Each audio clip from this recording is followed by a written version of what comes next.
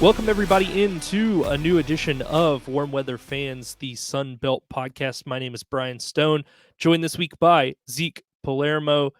Zeke, we are here to talk about all the happenings from Week 10 in the conference, as well as looking ahead at Week 11. How are you doing today?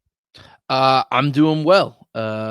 We are wrapping up high school football here in Georgia, or at least the regular season starting to get in the playoffs. So I'm amped up for that. It's basketball season finally. I'm excited about that. And I don't know. We're recording this Monday. Tomorrow's the election. I'm ready for that to be concluded.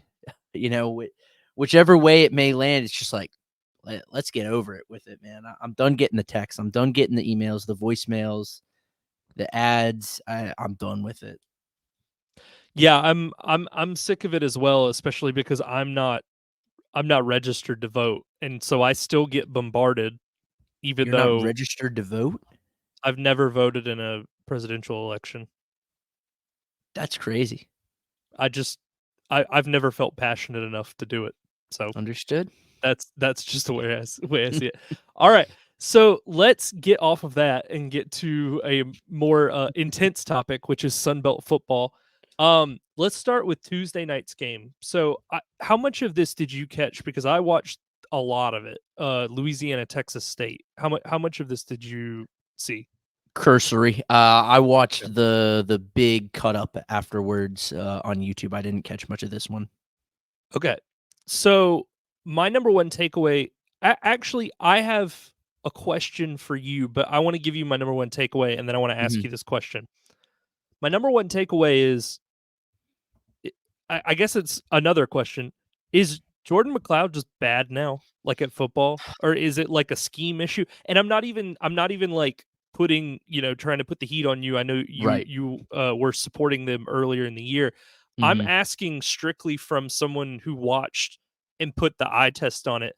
He was missing like crossing routes. I mean, it was like very normal type throws. He just seemed off like all Mhm. night. And Louisiana did a good job keeping him kind of off balance.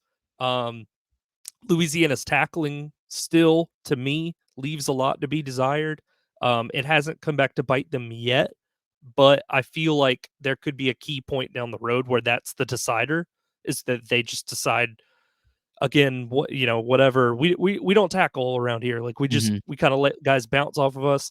Um, but Louisiana did a great job kind of keeping their distance. And I'm going to be honest with you, in this game specifically, I don't know if this is going to be the case for the rest of the season. I thought Martinez, the backup for Texas State, actually looked better than Jordan McLeod in the bits that he played. Mhm. McLeod just seemed like off balance like the whole time. The question that I had for you that I want to start to pose is, should we maybe start having the same type of talk about GJ Kinney and his late season performances as we do about Clay Helton, or have been about the last couple years? Because think about these last two seasons. They start really hot. Offense looks great. Everything's humming. You get a little bit of a bump in the road, and then it just feels like late in the season, the wheels just kind of fall off. And, last year they had obviously the loss to Arkansas State, which was huge. But this year, it's just been kind of one thing after another. And it feels like the Sam Houston game exposed them a little bit. And now, ODU picked them apart. Louisiana beats them in this game. And now it just kind of feels like, I don't know. Like, should we Mhm. start having that conversation? Yeah. So to the first part about Jordan McLeod, uh, I think a lot of this has to go back to Kurt Signetti, because I mean one of the stories of the year is just how well his Indiana team has performed, No doubt. and he has just been all talk and has done nothing but back it up. And you look at the numbers and the play from Curtis Rourke, his quarterback there, it's the level of stuff that we came to expect from Jordan McLeod. So I'm not gonna say that like Jordan McLeod is a system quarterback or that he's struggling because he is outside of the Signetti system. But with that said, I think that, that's just an offense that amplifies guys. And so I don't want to say that Jordan McLeod is washed. I still think he's, from a pure talent perspective, which again doesn't mean much if you're not performing on it, but from a raw pure talent perspective, is one of, if not the best quarterbacks in the conference. But you look at what Cignetti's done with the offense at Indiana and with Curtis Rourke, who was a guy I think last year was at Ohio, not Mhm. Ohio State, Ohio, and is turning him into like one of the best, again, one of the most efficient passers in the country. It comes to Cignetti. As to the GJ Kinney conversation, the first episode of the year that I missed, when Texas State lost their first game of the year, or no, they played the FCS team real close. Who was that? I'm looking at their schedule now. I think it was Lamar. I really do think it was Lamar, or after the Arizona State game. When I wrote in my notes to you, I wrote, either never again or you're a Georgia Southern type soft. I don't think it's unreasonable to start having those questions that we have about Georgia Southern and about Chad Lunsford about these teams crumbling, because Texas State's issue all year has been defense, and that defense is, if anything, has performed better from a statistical perspective in recent weeks than it started. But Mhm. again, like against Louisiana, they looked tired. They looked unable to get a stop at times, unable to stop the run. I don't think you're too far off base in drawing that comparison from Lunsford to Kinney. Do I think it's time to hit the panic button on GJ Kinney? No, because you consider where this team was 2 years ago when he took over with Jake Spavital, the disarray that program was in. And at the very least, they're winning games. They're winning conference games now, which, is worth something. This could be a Bowden at ULM situation where Kinney isn't here for long. He gets 3 or 4 years tops, but he is the one to pull it out of the dredges, and then whoever comes in next is able to kind of take them to that next level. I guess I guess the question, and this can be rhetorical, we don't actually have to answer Mhm. this, is did we put too much expectation wise on them too early? I Like you did. said, no, I just mean Mhm. me too. Like Sure. I didn't have them going 12-0, but I was like, hey, best offense in the Sun Belt. Defense is a question, but in Mhm. theory, with Jordan McLeod replacing TJ Finley, this should be an improved team from 2023, and that really hasn't bore out. And it makes me wonder. It makes me wonder if McLeod or Finley or whoever, there's just something about this system that Kenny runs that makes it really, really difficult on his quarterbacks. Because think back to last year with Finley and the struggles that he had, and he was benched, he wasn't benched, he was, Mhm. he was hurt, quote unquote Right. hurt, and but no one ever really knew what the deal was. I I don't know. I just think like I maybe mean, this it's system certainly just tough. asks too much of the quarterback, I guess.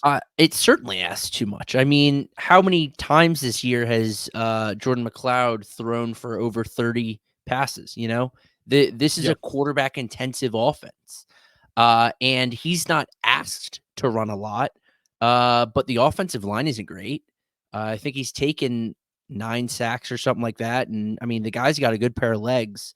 So this is a quarterback intensive system, and at this level of college ball, I'm not certain that you can find the quarterbacks. Like if you look at Alabama's system right now with Jalen Milroe, right?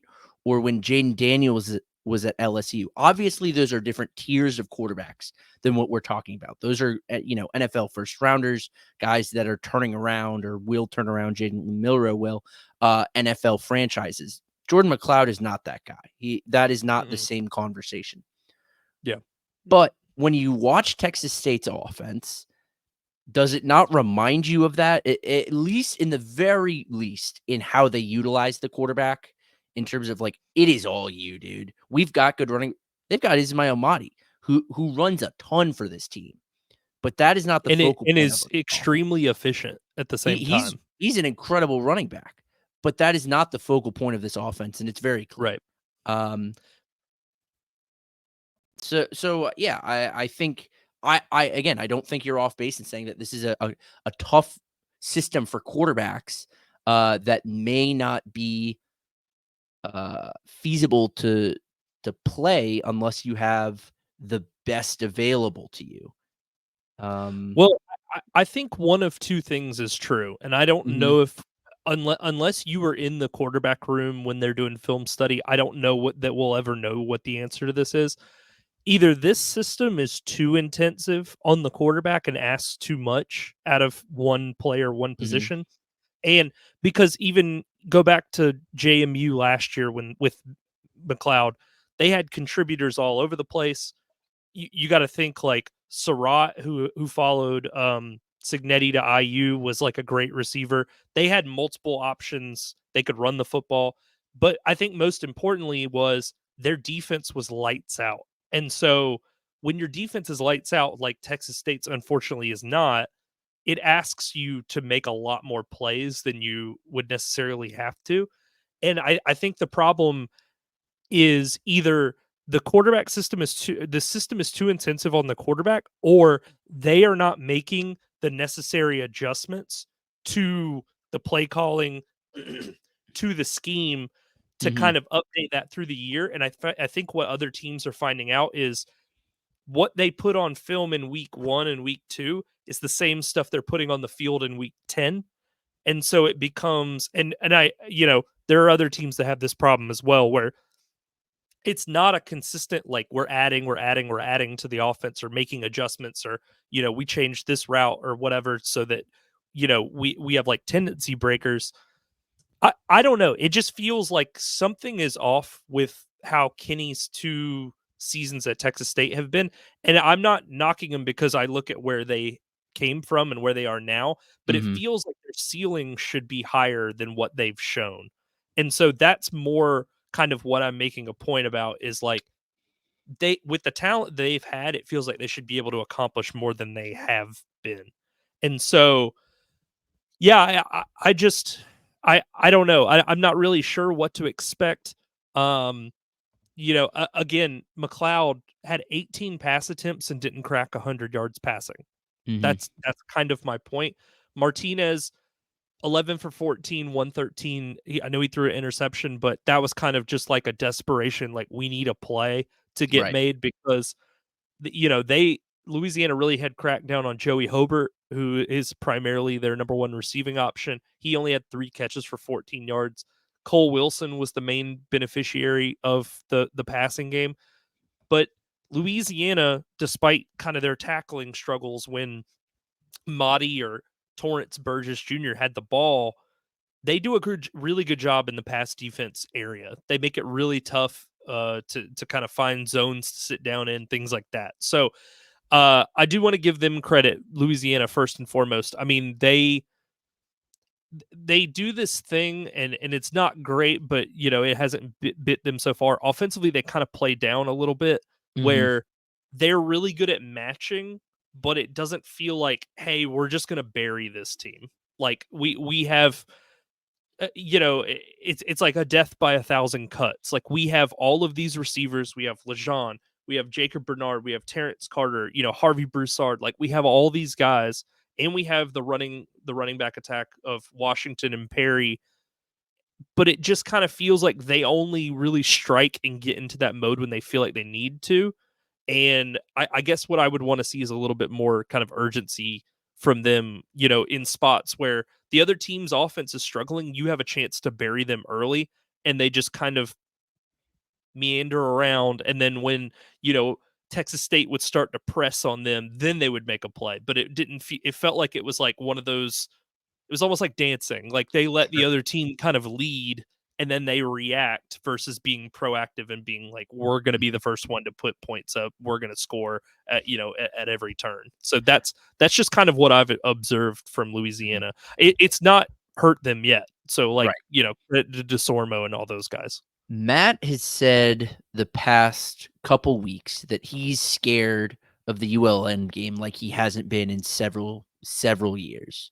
With Well, you, maybe not now. that's what I was going to add. With Matt, I know you're not here. If you're by any chance listening, I'm curious what the Louisiana perspective is now, because they are, I think, over the past 2 weeks have suddenly burst into the best team in the conference without question. Don't even think about it. Yeah. 2 weeks ago, I put Southern in that conversation. James Madison has been in that conversation until late. ULM, but now they've lost to South Al and Marshall in back-to-back weeks. So Old I'm Dominion looked like they were finally kind of building towards mhm. something, and then they get beat at App last Saturday. So Yeah. So again, we ask this question every week. What does your power ranking look like? Because ULM has shot up, and right now they have no peers in my eyes. what do you mean as far as like you want me to power rank like all of the Uh, teams or just the or West, like the give West? me, yeah, across the whole conference. Give me like your top three right now, because again, I think Um, it's shifted a ton over the past several weeks. yeah, I think right now as I sit, it's Louisiana 1. Mm-hmm. I think I still this is tough to say. I think Marshall's still the second team in the conference, second best team as long as the right guys are playing. Mm-hmm. You know, if Charles Huff isn't cutting off his nose to spite his face that week and deciding, hey, guess what? AJ Turner, you're out of the game plan. Hey, Right. Braylon Braxton, why don't you go grab a cup of Gatorade while Stone Earl gets a few series in? I think top to bottom, they're the second best team in the Sun Belt. And the loss to Southern was so fluky that like Sure. again, if you're not cutting off your nose to spite your face, you run away with that game when no questions asked. But he outsmarted himself, and so I don't know, man. I think 3 is got to be like maybe still Old Dominion. Like I don't know. Like Sure. the problem is the East is such like it's like a snake pit. Like everybody is just getting in shots at everybody else, and there's not like a clear top dog. And my complaints with Helton have been well established, and we'll get to the South Alabama game, and they pulled another Marshall out of their butts in that game, but I I just this is the perfect year for a team like that where there's no clear favorite, so you're just kind of rising to the top almost by default a little bit because of how weak kind of the conference is. Now, I think with the way that everything shakes out schedule wise, I think Southern could definitely represent the East if they keep their current level of play up. But I just don't. I can't put any faith into Clay Helton still. Like it feels like any week he could turn in one of those Old Dominion performances like they did. So Sure. until he proves it, I just don't. I don't feel great about it. But let's wrap this up. So Mm-hmm. again, Ben Woldridge played very well, 18 to 28, 252, a touchdown. I mentioned Draylon Washington. He had 10 carries for 94 yards and a score. Um, yeah, I mean it was a really good win on the road at on a very they had a bye week, but it was like a short week in the it's weird when you're playing on a Tuesday. But yeah, great win for Louisiana. I think this really kind of shows what they're made of as a team. So Matt's not here, but I'm sure he would be, thrilled that we're just kind of showering them with praise. But with that, Louisiana is now 7-1, 4-0 in the conference, still the only undefeated team in the conference. Texas State drops to 4-4 and is now 2-2 in the Sun Belt. Let's talk about Friday night's game. So Georgia State, I believe they scored a garbage time touchdown, right, to pull Yes, within. they scored 2 late touchdowns. Okay, so this is maybe part of a larger question that I have for you. Mm-hmm. But I'm going to use this game because they officially have made the move at quarterback from Valaire to Zach Gibson. Is this the year of the backup quarterback in the Sun Belt? Because let's think about it. Coastal seems to be better when Noah Kim is in the game. Now, Mhm. again, you want to talk about cutting off your nose to spite your face. Tim Beck decided Ethan Vasco got the start, and you see, kind of what happened there. Georgia Southern has shown that they are more dynamic when Dexter Williams is in the game over JC French. Now, they won't let JC French leave the game and Dexter Williams come in unless JC French is injured in some form or fashion. So you got that. Zach Gibson steps in and is better than Valaire. Um, Colton Joseph stepped in for Grant Wilson, and Mhm. he's shown what he's been able to do. You got Braylon Braxton at Marshall. Um, even if you want to talk about Matthew Caldwell at Troy, he's played better than, no offense, Goose Crowder, who's now injured and out for the season, but Caldwell has kind of put together better tape and better stats than I think Crowder probably would have. So I guess my question is this kind of the year of the backup in the Sun Belt? And we can kind of use this to discuss, Gibson's performance and stuff like that against Mhm. against UConn for Georgia State. So I think from a Georgia State perspective, uh, well, I'll address your question about the conference wide. Yes, but I don't think that is abnormal for college football, and you may have a differing take on this, but I think college, unlike the pros, there are far less like locked, unless you are that Jalen Milrow, unless you are, I mean, shoot, even if you're Carson Beck throwing 3 interceptions a game, like unless you are the guy in college, it's a lot Yeah. more fluid. So while I agree that is, or I see the same trend, I don't necessarily think that it's like the story. More so, that's just kind of what's happening. Within a Georgia State context, I frankly hate this move. I don't Going think. away from Valaire? Yes, I'm not a huge fan of it, and I'll tell you why. I disagree with you on the take that Gibson is playing well beyond what Valaire was doing. I think the only material difference is that, or I suppose the only material argument against Valaire was that he was not winning games. He was consistently passing for over 230 yards. He was consistently keeping them close enough to win, to compete. This is not a Georgia State team that was going to go to a bowl game.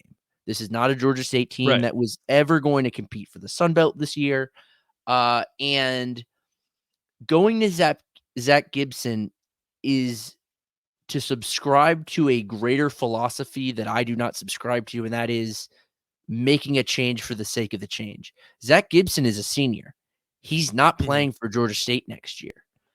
There are guys on this roster, guys that are getting snaps. Kyle Lau being really the number one. He's a guy that I think will be Georgia State's quarterback when they start to recompete for bowl games. When they start to be in that conversation again, it'll be Kyle Lau. It won't be Zach Gibson. And you're still losing games with Zach Gibson. All you're doing is mucking up the offense. It's a decision that I don't agree with. I don't think it's a bad decision, but I don't think it's the right one. It doesn't make a ton of sense to me. This game, the score closer than the actual game was. Georgia State actually put together, we called it garbage time, actually put together a really nice drive. There at the end, they did get bailed out. There was a fourth down. It was like 4th and 10 after 3 Gibson incompletions. He then scrambles, gains 3 yards, but it was a free play, offsides, so it didn't matter. They get bailed out on that for the final, their final point of the game. Uh, I don't know. What I came here today with my thought about this game was that there is a discourse that exists around this Georgia State team about this being disappointment, about how Del McGee is failing this team, and that is something I don't wrap my head around because reminder, this guy came in the middle of spring practice. He was handed a roster that pretty much was stripped down to its bones, even before Sean Elliott left, Yeah. due to graduation, and the guys that didn't graduate transferred out. So this was going to be like the down year for Georgia State. And so I think the complaints about not winning games is a little disingenuous. This is a good UConn team. This is the best UConn has ever been in my recollection of their football program. They're doing something funny out there, and UConn's good at football. Why? I don't know. Jim Yeah, Mora Jr. Jim, something about the name, man. Freddie Brock only 10 carries. I was disappointed to see them. I will say something I am disappointed in. When this team goes down, they fully abandon their run game. And as I've said before, I believe Georgia State, it's not on the same tier as like Marshall or App in recent years, where they are the premier G5 running teams with guys Nate Noel, Cameron Peoples, Rasheen Ali, like talk about it. But Georgia State has had a very good run offense in the past several years. And Oh yeah. so to see this team deviate from that when they start to go down, even by one score, UConn led at the end of the first by 10, I believe. They had Yeah, pretty much 10-0. abandoned, they'd abandoned the run by that point in the game, which was disappointing to see and does give me long-term worry. But as I said, there are not many things about this team that do, because they're not supposed to be good. No. And I mean, when we were doing our preview of them before the season, I believe their over under was like 3.5 wins. So Mhm. that it was around there. It was probably, I think it was the second lowest or the lowest in the conference. I can't remember. But I I think this is incredibly, I think it's fine. Like Del McGee, this year was always going to be a learning year for everybody. Del McGee's never been a full-time head coach before. He's coached, Mm-mm. as to my knowledge, one game as interim at Georgia Southern in like the GoDaddy Bowl in like 2015 that he won. Right. But the rest of the time he's been a position coach. He's been a lead recruiter. From what I can tell, I looked at, I know 24/7 will totally screw your team unless they have somebody running the page. So like I can't well, I'm going to be honest, like you can't use it for the teams Right. that don't have somebody running the page recruiting wise, but from what I've seen, McGee's doing a heck of a job recruiting for the 25 class, especially in and around Metro Atlanta. And you've said this multiple times. Elliott was based, and his family all lived in South Carolina, and it didn't feel Mhm. like he was making the effort, from what I've read, Right. to really embrace like the guys that kind of maybe not slip through the cracks, but maybe they were going to take a gray shirt to go play at Right. UGA or something, like, or didn't have the grades obviously to get into tech or something like that. So So to that point about like what Del McGee is doing different than Sean Elliott, I was in Atlanta on Saturday, and I noticed something that I had never seen on Georgia State's campus since I began following and covering and caring about this team. And that was just yard signs about the homecoming game saying, mhm. "Hey, we have a homecoming football game. We want you there." And it I it's fairly well documented that Sean Elliott did not campaign for this team. He was going to run through a wall for everyone on his roster, more so than maybe any coach I've ever personally met. That guy cared about that team and wanted them to succeed and wanted the guys to succeed. I mean, the one thing Sean Elliott is known for nationwide is for being a guy to, for slamming his head into his player's Players helmet, right? coach. Yeah. Yeah, players coach Sean Elliott, but he was not a campaigner for the team. No. He wasn't. He didn't. I'm sure he wanted to. He wanted this, but to the public eye, he didn't want the brand of Georgia State football to increase beyond what it existed as. Mhm. Um, and read into that however you want when you consider he took a down, a not really, definitely a downward job when he became a positions coach back at South Carolina. Um, so, take that to mean what you want about his real attitude about Georgia State and his job there. But Del McGee wants this football program to be something and to be cared about. And I mean, this is the South. People care about football no matter the size, no matter the level. From middle school to the pros, like anywhere in between, football is football in this region. And so I'm excited about that for this team. Yeah, I mean, again, this was always going to be a dry run season for him. Coming in being a first time head coach, so really, I'm not involved with Georgia State's football program, so I can't say this, but there really should be just zero expectations. Like it should be if we find a quarterback that we might think could play for us for the next couple seasons, great. But what we're going to work on is, getting the coach, coaches kind of need reps too, like learning when to call timeout, situational things, when to kick a field goal, when to go for it, things like that. So I think this is a really good opportunity for him to do that while this roster is kind of bare bones, stripped down to studs. And and he is going to get an opportunity to really put an imprint on this team with his recruiting acumen. And does he want them to be a run heavy scheme? Does he want to be able to throw the ball 50 times a game? Like, we don't really know. He's kind of working around the personnel he has now, but it'll be interesting to see maybe in 2-3 years, what is a quote unquote finished product of this team look like? What is the thought process? Like, we use ULM as an example. We know Bryant Vincent, what he wants to do. He wants to line up, run the football, play defense. Like, it's a very simple thing, but McGee has been around so many different types of teams, especially at UGA. They transition from pro style, we line up in the I formation, to Todd Monken comes in and is there more of like a spread, throw it all over the yard type team. So it'll be interesting to see, because he hasn't really had an identity as a position coach. But good for Georgia State being able to stick around in this game, like you said. So what year? We'll wrap up because we're 2 games in and we've gone for 30 Right. minutes. But what year is Kyle Lau? Like, what is he, a freshman? Like, what's his? He's an underclassman. I believe he's I believe he may be a true freshman. But at the very least, he is an underclassman. Okay.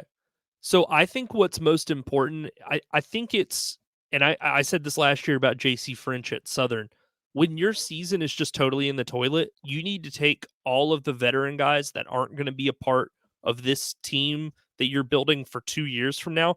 You need to say, hey guys, appreciate what you've done.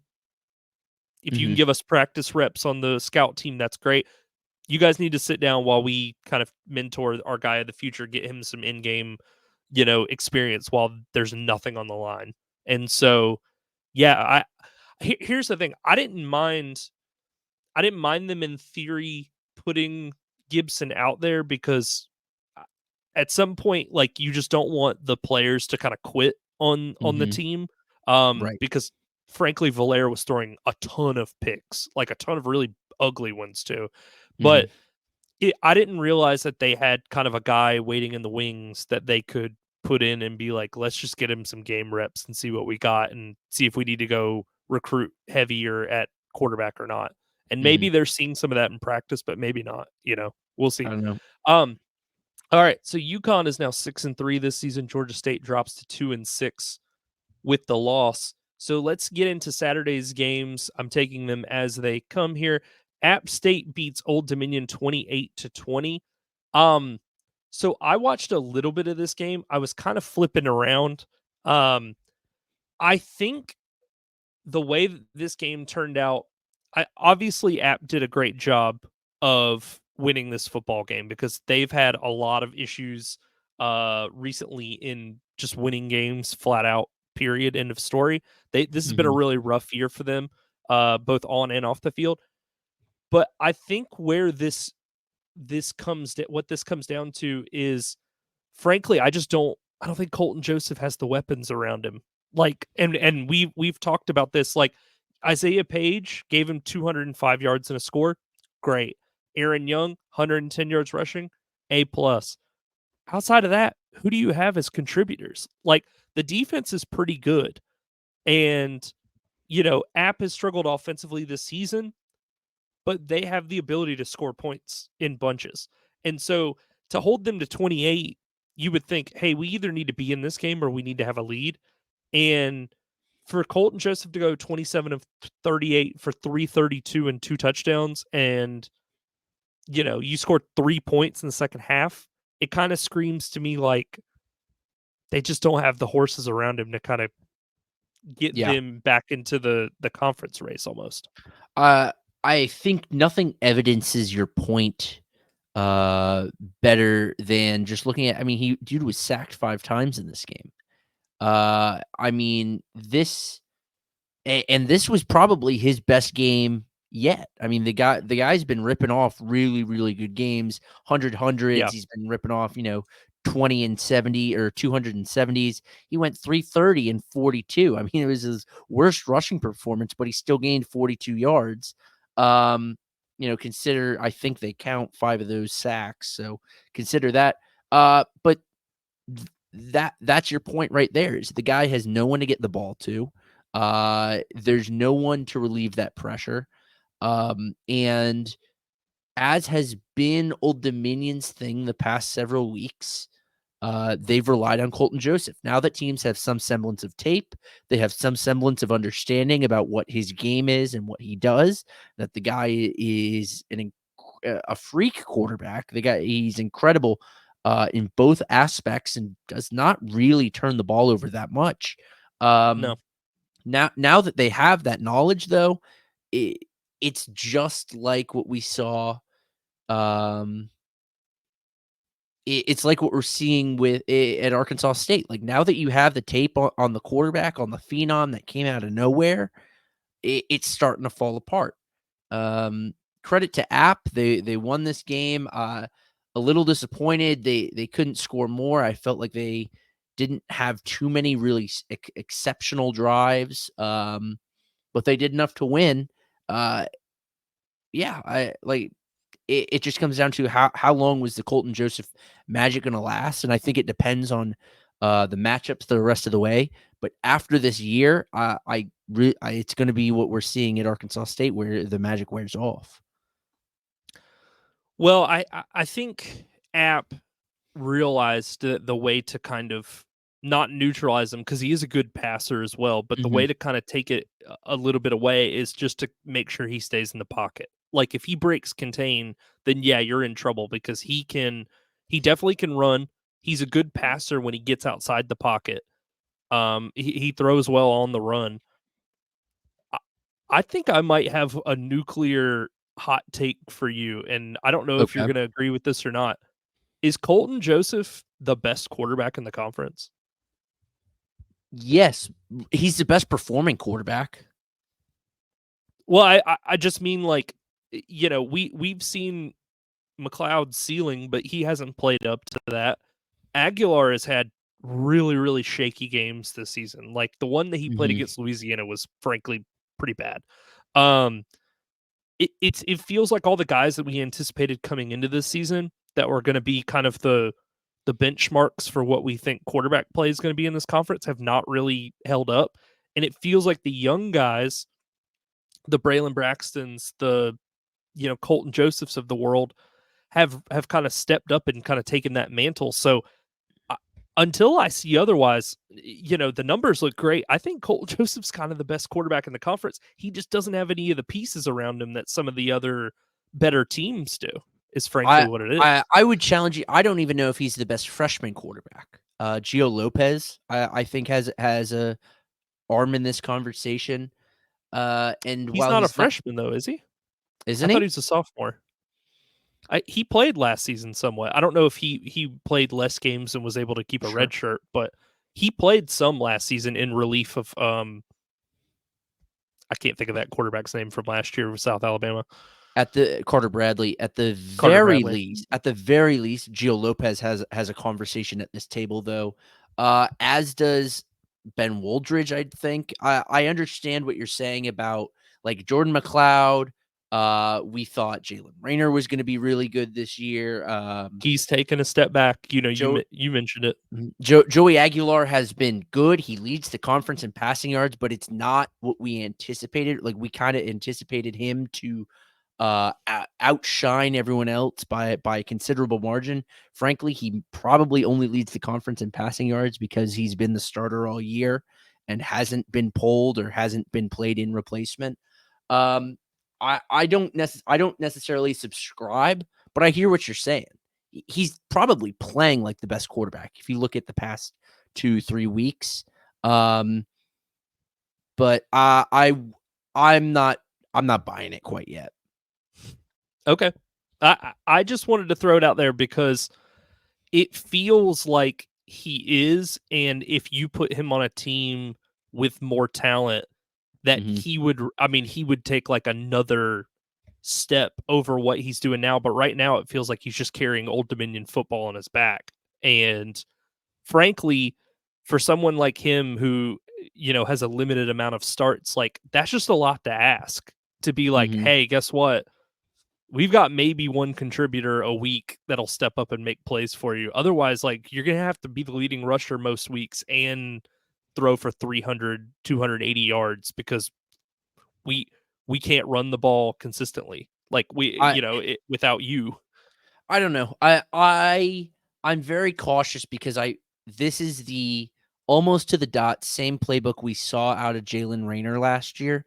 And right now the dude has a almost equal touchdown to interception ratio. It's almost 1-to-1. So I'm definitely pessimistic in that sense because it's easy to draw those comparisons. They're similar types of players. They're equally electric. They're on equally struggling teams that needed a playmaker desperately. But this offseason, the only thing Arkansas State needed to do was go get Jalen Raynor some guys. And, whether you want to say they needed a defense too, and they didn't figure that out. That's right. been their Achilles heel the whole time. But that doesn't necessarily impact Jalen Raynor's performance, which has been fine. But it wasn't the Jalen Raynor that we were led to believe that we would get off of last season. Well, I think too, and we're getting way too into the weeds here, and we can move off of this, but and it was a great win for App, not taking anything away from them. I think we also anticipated that Zion Chris was going to be in the mix, and then he up and transfers to Houston. Weirdly, I know it was for like NIL reasons or whatever, but weirdly transfers to go hold a clipboard for half the season. Now he's starting now, and they just won. They beat Kansas State with him last Saturday, playing. But I don't know. Like we thought the main race coming into this season, go at the end of last year, it was going to be these two freshmen in Jalen Raynor and Zion Chris, and it's like Raynor has taken a step back for whatever reason, and whether it be play calling or weapons or whatever, and Chris is gone. So you got to find somebody to fill that void. And I think Colton Joseph has kind of filled the void for both of them. And until I think the thing that impresses me is that he's doing this in spite of not having anything really around him. Where Jalen Raynor, at least you could point to a couple of guys last year and go, well, that guy helped and this guy helped and, whatever. Right. This is just like literally like, I promise I'm not making a 1-to-1, but this is LeBron on the 07 Cavs being like, go win us a game, bud. Like we got nothing else. So we got to figure it out. All right. So App State, again, Aguilar threw 4 touchdowns. That was great. He seems to have gotten back on track in this one. Old Dominion's pass defense was giving a lot of teams pause in the last couple games. So they did a great job. Caden Robinson, 78 yards and a touchdown, led the team. Amani Marshall, they established the run finally with one particular rusher, 23 carries, 120. This was a good performance for App. They held, like I said, Old Dominion to 3 points in the second half. And anytime you can do that with a quarterback of Joseph's caliber, like, hats off to you guys. Yeah, there's been a lot of questions, including from myself, about Scott Sloan's defense this year, because it's had periods and starts where it just hasn't flat been good. But anyway, App moves to 4-4 and 2-3, and the Sun Belt. Old Dominion drops to 4-5 and is now 3-2. We talked about UL Monroe kind of to start the show off a little bit. It feels like they're kind of running out of gas here. So Marshall defeats UL Monroe 28-23. UL Monroe, frankly, if you took Colton Joseph off of Old Dominion and dropped him onto UL Monroe, I think that they've got a hell of a football team. But I have real questions about their quarterback spot. Arminta, I think, has been the thing that's been holding them back. And he is super shaky throwing the football. Like, he multiple times tried to throw that game away when they were beating James Madison earlier this season. So it gave me a lot of pause, and it was more for me being like, hey, what they're doing is great.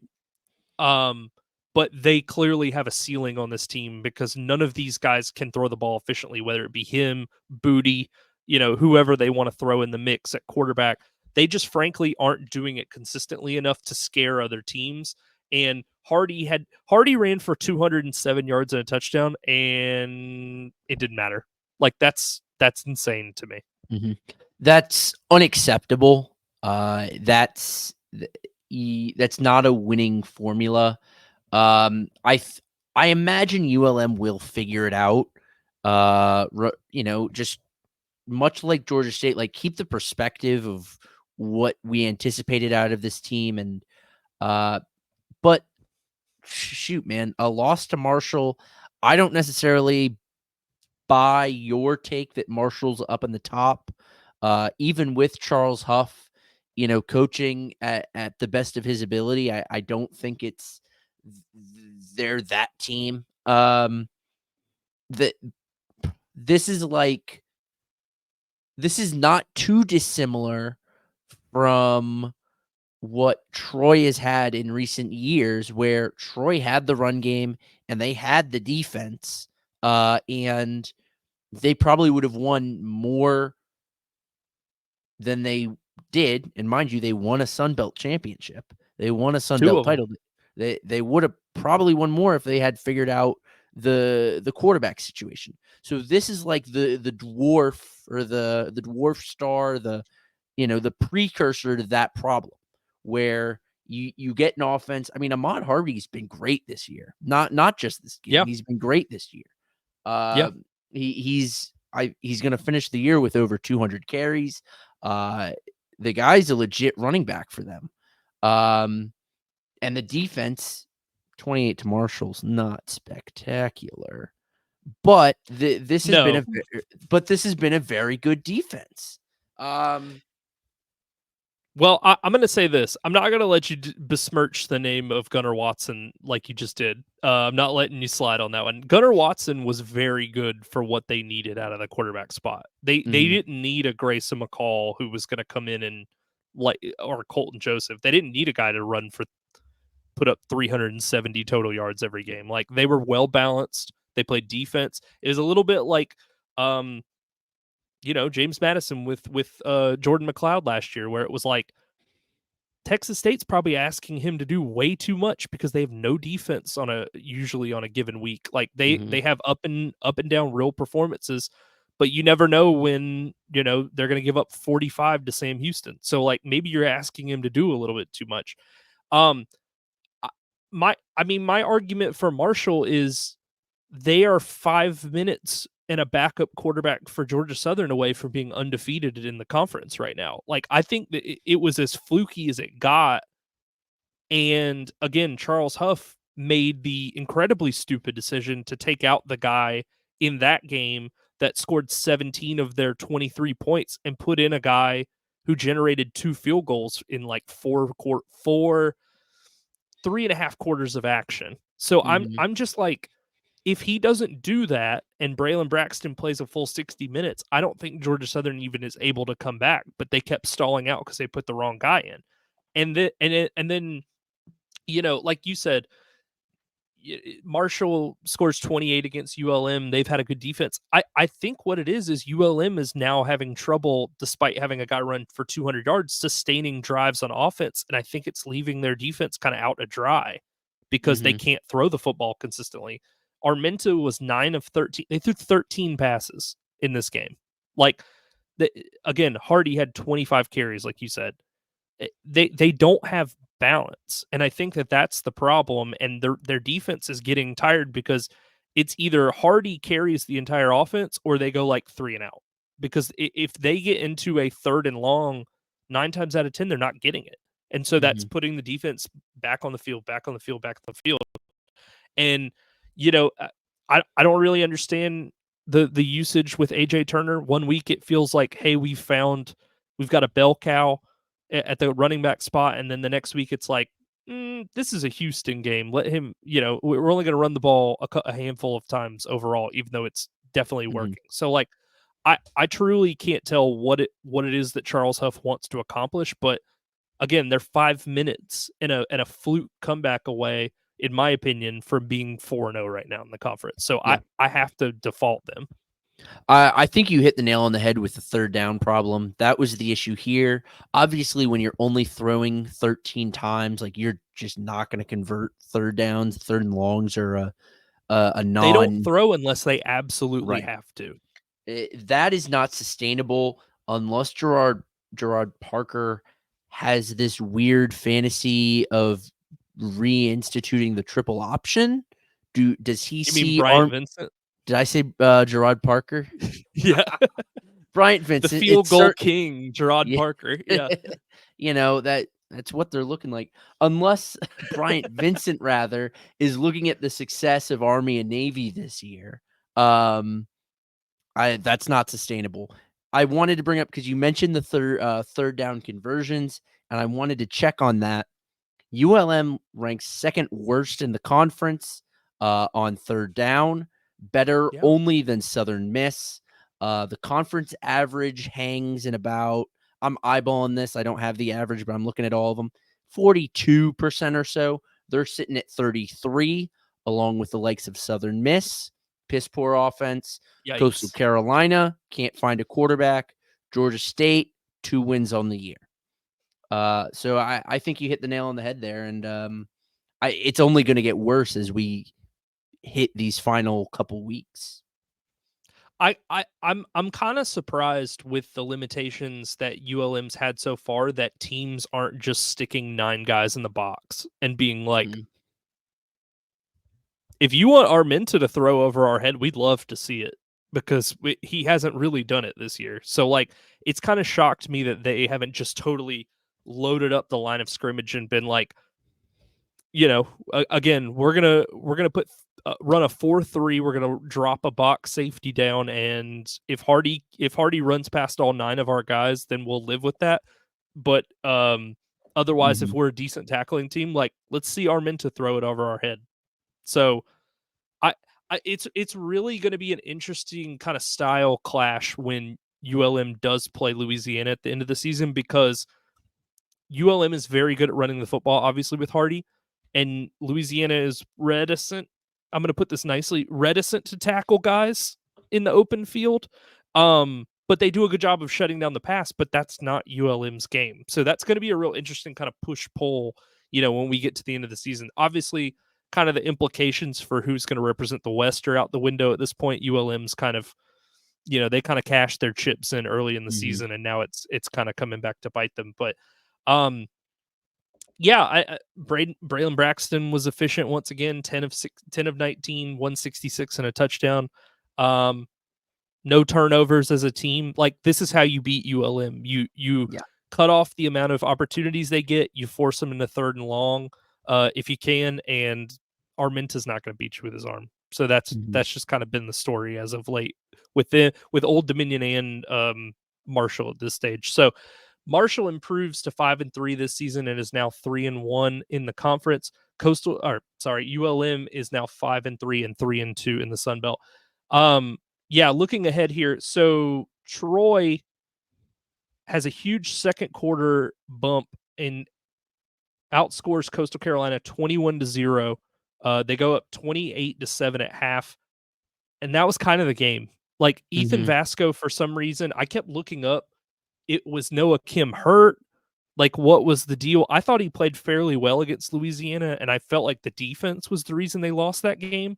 I did not feel like, hey, you need to yank this guy and get Vasco back in based on what we've seen from Vasco. They didn't play well, dude. I looked at it at halftime. I believe Coastal had like 88 yards of total offense at the half in this game. Like it was Mm-hmm. essentially over by halftime. So all of the compiling stats that they've got, I felt like were in garbage time, and it it's interesting. Again, Troy may have really found something with Caldwell. He's gotten better and better and better. Early in the season, this offense was not good. I watched the Memphis game. That was ugly. And I knew Memphis was a better team than them, but they've had some really, really ugly performances. It seems like they might be kind of figuring some things out. I was disappointed by Troy because, frankly, they let Coastal back into this game. Obviously, with a 28-7 lead, you don't put your foot on the brake quite yet, but you start to let off the gas. You start to run it. You see that in the box score. They ran the ball like 55 times, and unlike ULM, it was by choice and not by necessity. But if not for a 41-yard touchdown in about halfway through the second half, this is a 24-31 game. This is a 7-point game. Yeah. You look at, Coastal, because I was watching this game, and Coastal came out in the second half, first drive, ultimately ended in a field goal. You kind of wanted more because they went like probably 10 plays or more on that drive into a field goal. Mhm. Kicked it off. Troy fumbles the kickoff. They get the ball back. Coastal scores a touchdown. That's a 10-point swing right there. Troy then ripped off the 41-yarder, but did nothing really the rest of the game.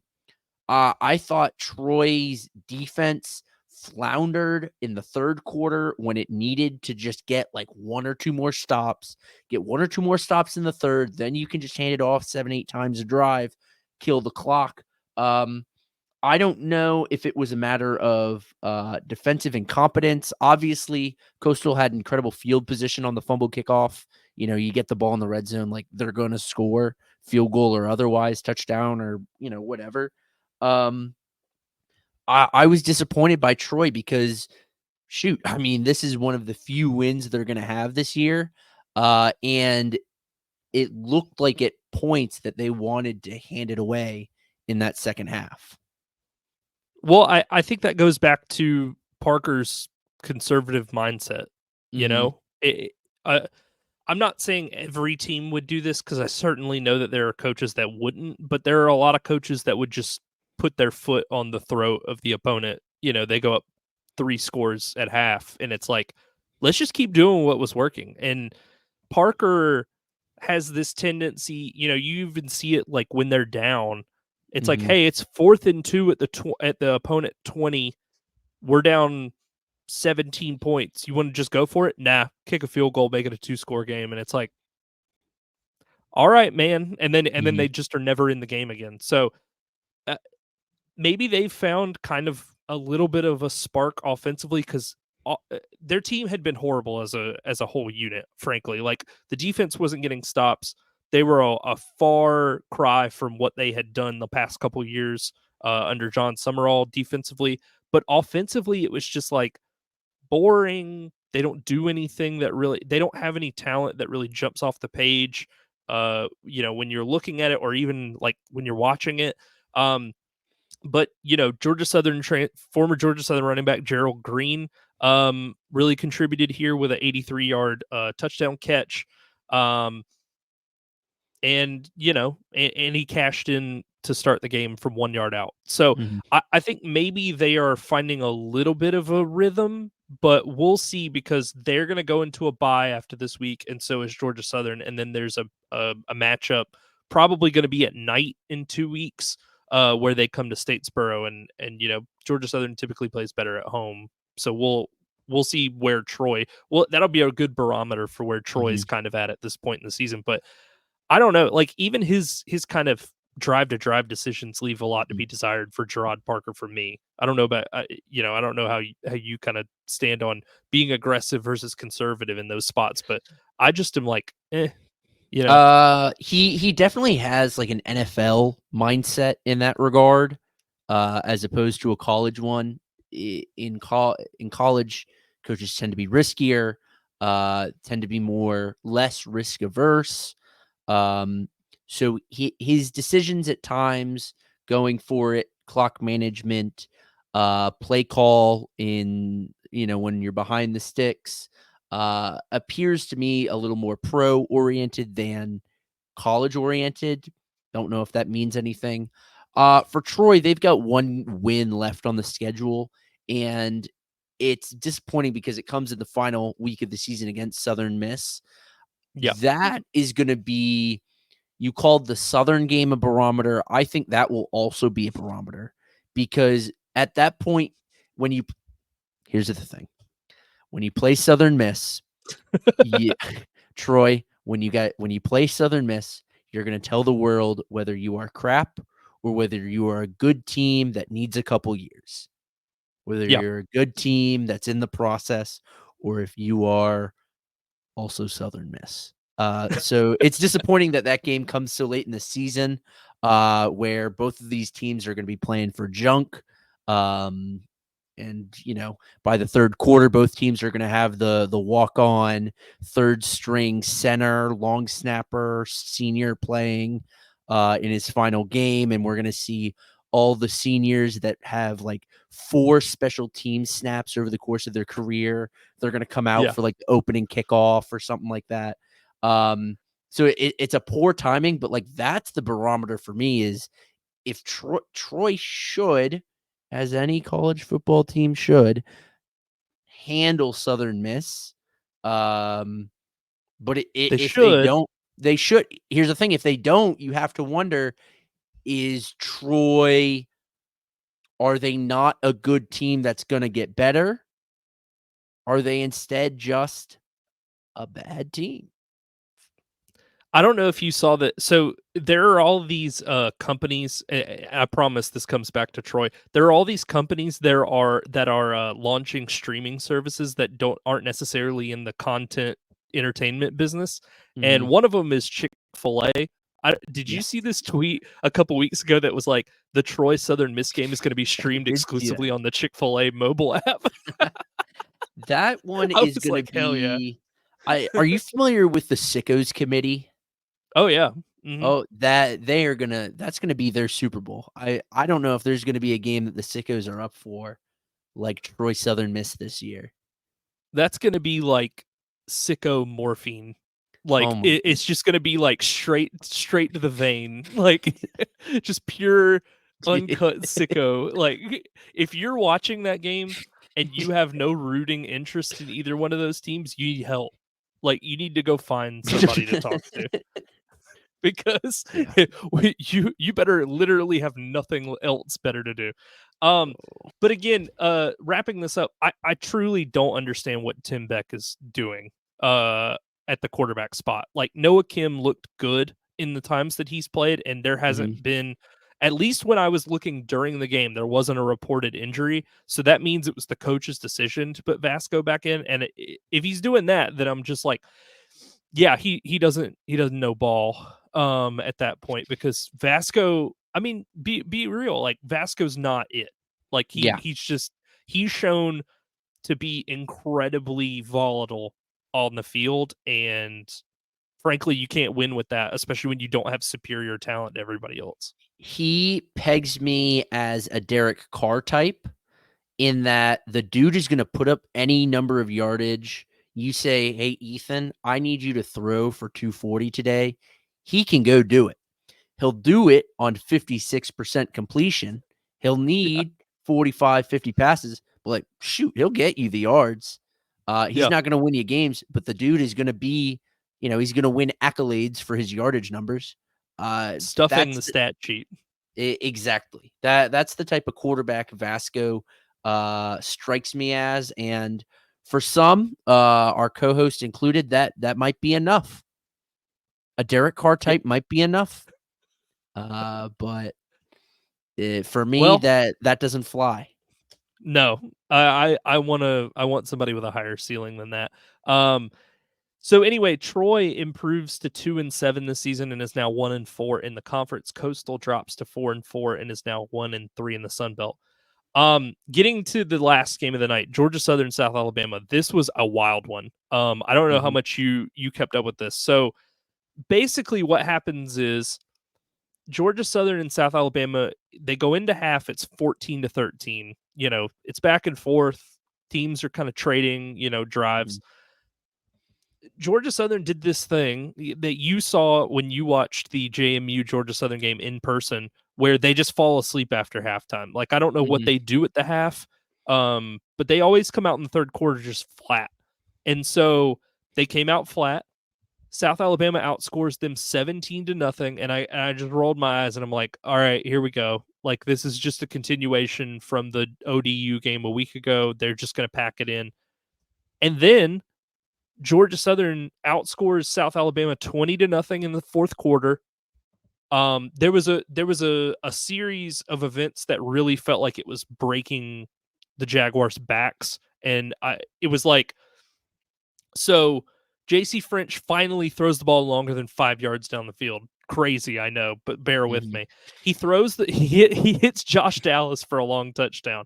So it really cut into South Alabama's lead. Then on the ensuing kickoff, I think it was Pritchett for South Alabama. I can't remember exactly who the kick returner was. Fumbles the ensuing kickoff. Then Georgia Southern recovers it, goes down, scores again, and then it was just like kind of the floodgates open.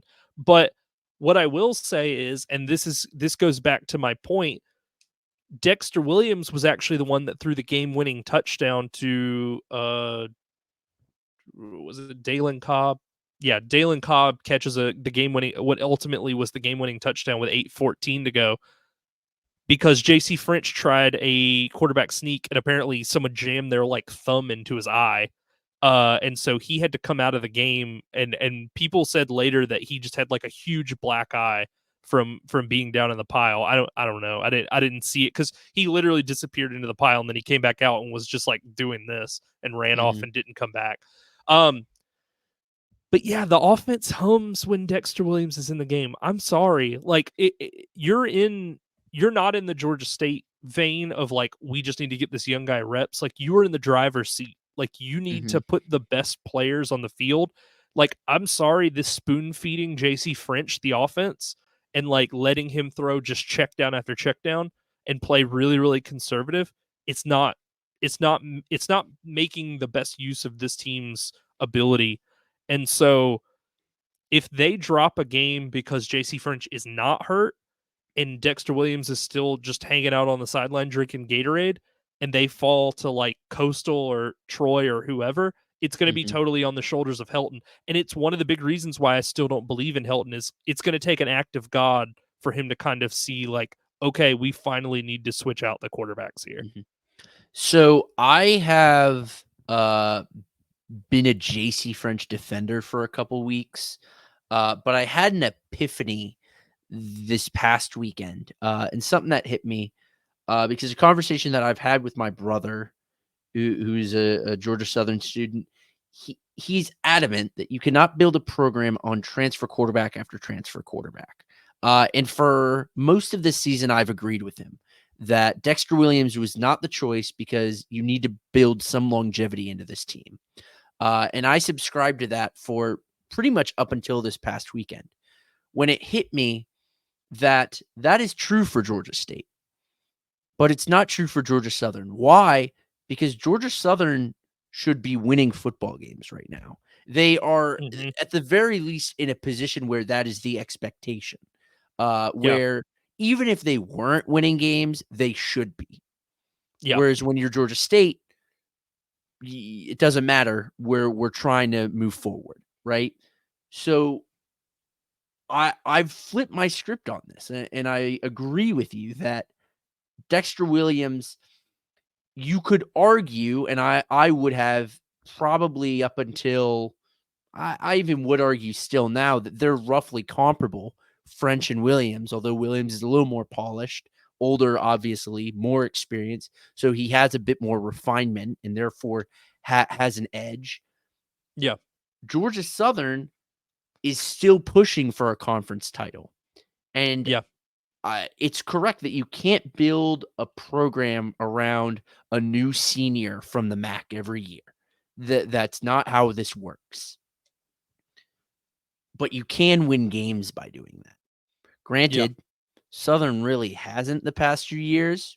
You look at Van Treese, Davis Brin, guys they only won 6 games with. But this is the best position Southern's been in several years. Certainly since Clay Helton got there. For So sure. that was just something that I'm definitely late to this Dexter Williams party. We had last week when it was Matt and I, the one chat we had from the audience was we need to start Dexter Williams right now. We should have done it 3 weeks ago. Yeah. And I'm late to this party, but I understand what you guys are saying, and I agree with you now. That's the one thing that pushes it over the edge to me because it's situational. Like I agreed. Wait, so your brother was on the side of you can't build through transfer portal, or was that you? No, that was my brother, and I agreed with him, and I think Oh, again okay. for a rebuilding team, I believe that's true. Well, and that's the mindset that I had last year when Davis Brin had already nuked their season, like after throwing 1,000 interceptions. I was like, yeah, just get French in because if that's the guy you're planning on going with, and he's got years left, and the season's basically already over. Who cares? I mean, no offense, who cares if you make the Montgomery Bowl or the Camellia Mhm. Bowl or whatever, and you guys get to play a MAC school in December. Who cares at that point? Right. Like you need to start building for next year now. Like, and it again, it took an act of God. Davis Brin had to be so bad in that App State game last year for them to give French a shot, and French came in and threw a touchdown against App, and then he broke his arm, so it was just all for naught at that Mhm. point. Zeke, I have a question for you, and I'm gonna put this forth in the audience, whoever. Would you like to take a guess at how many wins Clay Helton has in the month of November as the Georgia Southern coach from 2022 till now? Now, I believe you either tweeted this or texted this to Matt and I, so I am spoiling the game. It's a big fat goose egg, isn't it? No. So he had up until this weekend, he had one win in Mhm. 3 seasons in November as Georgia Southern's head coach. It was the only win he had was in 2022 when they played and beat App State at home in like that triple overtime Mhm. 55-48 game. He just doubled his win total in November by winning the South Alabama game. And people are still in my mentions on Twitter being like, "Are you still down on Helton?" Yeah. Yeah, dude, I am. Like I again, it would take the act of God for him to be like, I guess Dexter Williams has got to play. Like JC Mhm. French is going to have to get hurt in order to put this team in the best position to win, and for that reason alone, like on Shark Tank, I'm out. Like I can't do it with him, man. Like I understand you want to be kind of loyal to the guy that you anointed the starter, but how many times does it's like that parable about you know, a person wants God to send him a sign, and they're like, he keeps being like, "Hey, I sent you a helicopter. I sent you this, sent you that, and you just didn't get it." This is what's happening right now. Like, Mhm. how many times does he have to lead a comeback in a conference game to keep your hopes alive for you to finally get it? Like, is he going to literally have to slap you in the face? So that's just what I don't get. Like, how dumb is this guy to not get Mhm. these signs that are all playing out? I about Helton, let's put you in a world where Southern makes the conference championship out of the East. Hmm. Um, does that change it for you? Because your complaints are, I would argue, or uh, I've gathered, I've observed, are not necessarily about like wins losses, and that's No. because that's something that, I mean, shoot, that's what a coach is measured on, but that's not necessarily your concern. Would I be right in saying that? Yeah, my thing is this is a down year for Mm-hmm. the conference, and this is why the Eagles are rising to the top. If this had Mm-hmm. been a normal year like last year where you had JMU and Troy and App was in the mix and all these teams are like hanging around like at the top, that would be one thing. But again, the East is just a pit of vipers. It's just a bunch of teams that one beats the other and then it's like rock paper scissors all the way through. My issue is this game and Marshall are like smoke and mirrors. Like the old Dominion game, I think, is proof that things can fall apart very, very quickly. Mm-hmm. And I, if they make the title game, and let's say they lose to Louisiana, and let's say Helton decides, hey, I'm taking a job elsewhere, I'm fine with it. And I would not have said that about any other coach that led us to a conference title. But if you don't look at the context of the whole situation, you will look at it and go, well, why are you cool with him leaving? And I'm like, I did you not watch the games? Do you Right. not watch the season unfold? Like, look at how many crazy things that all have to happen. You have to have a 21.5-minute comeback against Marshall to put you in the lead. You drop a game against Old Dominion. You were literally in that game for no minutes and no seconds. The game was over basically with on the first snap. You Mm-hmm. beat JMU, who is inconsistent. Again, all of these dominoes have to fall perfectly into place. And I still think at the end of the day, he's going to find a way to blow it. So that's my complaint. And now Jared Binko, the AD, is gone, who hired Helton, and they Mm-hmm. promoted their assistant AD. And I would hope that this person is smart enough. His name's Chris Davis. I'm hoping this guy is smart enough to kind of see through the veil a little bit and be like, now wait a minute, like this isn't making 20-point comebacks every other weekend is not Mm-hmm. sustainable. We can't make a living off of that. So I would hope that that person can see like, hey, it's great that we've got here, but you have to have the context of how we got here. You can't just blindly be like, it's one thing if they're Troy and they're just blowing everybody off the field and we have no concerns. If we had John Summerall last year, you don't hear a peep from me on this. But you have to watch how it happens and take that into account. Major Applewhite threw them out of this game, like the head Mm-hmm. coach for South Alabama. They were moving the ball so well in the third quarter. They were just kind of moving the ball down the field, intermediate passes, short passes. They'd throw an occasional deep shot. And then when they got into trouble, it was like Gio Lopez needs to scramble for a first down or we need to throw a 60-yard bomb. And it's like you aren't going to run into a coach that does that for you every single week. So that's sort of been my complaint is all of these coaches are like short-circuiting mentally and you can't just bank on that every single week. Like I'm Mm-hmm. sorry. Like it's just again, you got to take advanced stats and context and situation into account. You can't just blindly be like, well, they won, so no complaints here. It's like I guess I don't feel that way. I can't. Like I can't do it. Mm-hmm. So again, 2 wins in the month of November in 3 seasons. They were winless in November last year. They lost already in to Old Dominion. Uh I guess that didn't count toward November, but it was like the end of October.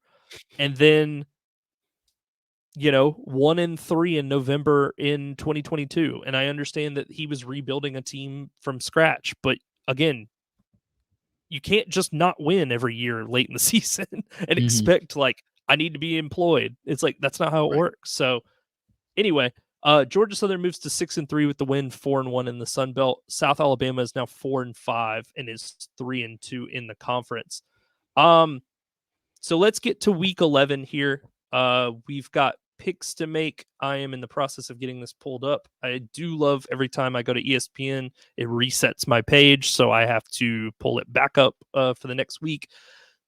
Thursday, the night that people will be hearing the audio version of this, we've got App State traveling to Coastal. Coastal is a 1-point home favorite. Does that seem right? No. Over under 62.5. If Ethan Vasco starts this game, as I imagine he will, I will take App State +1 on the road all day and twice on Sunday. Mm-hmm. I like that as well. I also really like the under here. I don't know where the 62 points are coming from. Again, especially if Vasco is starting, but even with Noah Kim, that feels rich. Give me App. I think they outclass Coastal by a fair margin, even on the road. Yeah, I think it would be a lot closer if Kim was to play, but I don't really understand the obsession with Ethan Vasco. Like I just Mm-hmm. I don't really get it. Noon on Saturday, we've got Texas State traveling to Monroe to take on the Warhawks. It's on ESPNU. Texas State is a 7-point road favorite. Over unders 49.5. I'm going to take the under 49.5. Yep. I like that as well. Two teams running out of gas, two teams that started out the year really hot. ULM surpassing expectations. Texas State not meeting my expectations. Give me the under. I think these are two very good teams, or I think ULM's a very good team, and I think Texas State is a good team, maybe. But they're both running out of gas. The offense won't be there. ULM's going to run the ball 50 times again. Give me the under. All right. 3 o'clock on ESPN Plus. We've got Marshall traveling to Southern Miss. Marshall is a 13.5-point road favorite. Over unders 54.5. I'm taking Marshall. I don't even really have to think about it. Nope. The No.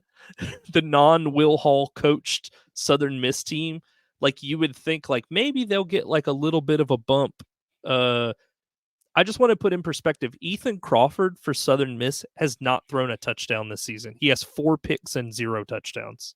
That should put into context how bad they are. And I think Marshall, again, all things considered, is the second best team in the conference. Until if Georgia Southern starts playing up to snuff with their right quarterback, like I'll believe in them. But this whole like we'll just mount a double-digit comeback every week, it's just not going to work. Another a 3:30 kick, ESPN Plus. Georgia State's traveling to Harrisonburg to take on James Madison. James Madison is a 16.5-point favorite. Over unders 54.5. I like Georgia State plus 16.5. It's a no, but I'm just telling you, it's a lot of points. Yeah. That's number one for me. Number two, Alonzo Barnett can play poorly independently of how the other team is. Like Sure. we have seen him just struggle for like seemingly no reason. And I took Georgia State to cover in that UConn game, and they were getting blown out, and they found a way to cover. So it's not so much of a, I think they're going to win. It's just, Mhm. I think it's a lot of points for a real shaky JMU team at this point in the season. I hear you. Georgia State has found its way into games, especially late. I don't know their cover percentage or anything like that, but I do Well, know that Christian Valaire's not throwing a ton of picks, which is Mhm. helping them out. But James Madison, when they win, puts teams away. When granted, that's when they win. Couldn't do it against ULM, couldn't do it against Southern. But with the exception of, funnily enough, Gardner Webb, the only exception, they're winning by that margin in every win, with the exception of Gardner Webb. Give me James Madison. I think when they win, they put teams away. And I don't think they're shaky enough that Georgia State wins. Therefore, I think JMU puts them away. Sure. So you have JMU minus 16.5 as It's your pick? rich, but I don't usually like lines that big, but yes. Okay. 5 o'clock ESPN Plus. Arkansas State is traveling to Cajun Field to take on Louisiana. Louisiana, again, also is a 16.5-point favorite. Over under 60.5. I'm going to take Arkansas State plus 16.5. Solely for this reason. Louisiana plays to their competition. Mm-hmm. and they have not shown a penchant for blowing teams out that they are better than. You go back and look at the Southern Miss game, they outclassed App, and it was still close, even Mm-hmm. though Aguilar threw like 3 or 4 interceptions in that game. And then even on last Tuesday, it was like they're clearly better than Texas State, and they still let Texas State hang around with the backup quarterback and McLeod not playing that well. So, all things considered, I'm just gonna sit and cross my fingers and hope that Arkansas State covers. The over-under is juicy. I don't think 60.5 points get scored here. But I do believe Louisiana, more so, I believe Louisiana does cover. I'm sorry. I believe Louisiana does not cover. They certainly are going to win, and I don't think this is going to be one of those covers where, or one of those games where Arkansas State is always in it. I think Louisiana leads by 10 or 14 for most of the game. But I haven't seen that second gear from them. Like, just like you just said, I haven't seen that second gear from them that I spoke about with JMU. They're very good, but they're not the JMU, Troy, App teams of the past where they're just crushing bad teams. Like they win, and it's comfortable-ish, but it's Mhm. always like 10 points max. So Yeah, I it's I just almost like it's a sneaky good. Like, if you looked at yeah, just the record, you'd be like, "Oh, shoot, this Louisiana team is very, very good." But then if you went a level deeper and you looked at just the scores and obviously the result, you're like, "Maybe they're not." You start to have questions about it, think it's a shaky. right. But then if you sit down and watch the games, you understand this Louisiana team is legit. They just don't finish the job until the game's over. Right. Yeah, that's sort of my beef with taking them, especially with a huge spread. I mean, Mhm. it just doesn't seem it doesn't add up. They haven't done it yet this year. Um, so right now we have 74 people watching according to the platform that we are streaming on. Thank you everybody that listened. Thank you everybody that watched. Please think about subscribing to us on our YouTube page. Zeke, could you prompt them with the little thing? Yeah, We do you we got it. do these episodes once a week. We would love to have interaction with people who are watching. If you have comments, questions for us, anything, feel free to join us down at this link below, youtube.com/@warmweatherfans. You can follow us on Twitter @warmweatherfans. We tweet games, we make picks. If you've been listening, you see all that. And then you can subscribe if you want the audio version of this on all of our platforms, Apple, Spotify, what have you. Zeke, tell people where they can find you personally, and then I will do the same, and then we'll get out of here. Yeah, I'm on Twitter @Zeke Palermo. You can find me there. I'm getting verified. I pulled the trigger today. I decided I have to do it. Frankly, I'm doing it for work. I realized I wasn't getting the pull I need to for my job. Just trying to engage local audiences. It's hard to unless you're getting that engagement boost. But in other Twitter news, very exciting. This has actually been maybe the best news I've had all week. They approved me to do community notes. I've been trying for months to get approved to do community notes. Every time I see one, I rate it, yes or no. Is it good? So now I am going to be, they're going to let me start writing them. And I am, this is unironically the best news I've received in like 2 weeks. That's dangerous that they're letting you do that. I shudder at the who are you going to be community noting is going to be crazy to me. Anyone Um, talking crap on Texas State, including you're going to be myself. you're going to be community noting our own Twitter account. That's wild. Um, as always, you can find me on X and I guess Instagram. I don't really post that much at Watch the Stone. We will be back next week again, guys. Please subscribe to our channel. Comment, like, all of that stuff. We would love to have a ton of interaction with the people that watch our stuff. This has been another episode of Warm Weather Fans.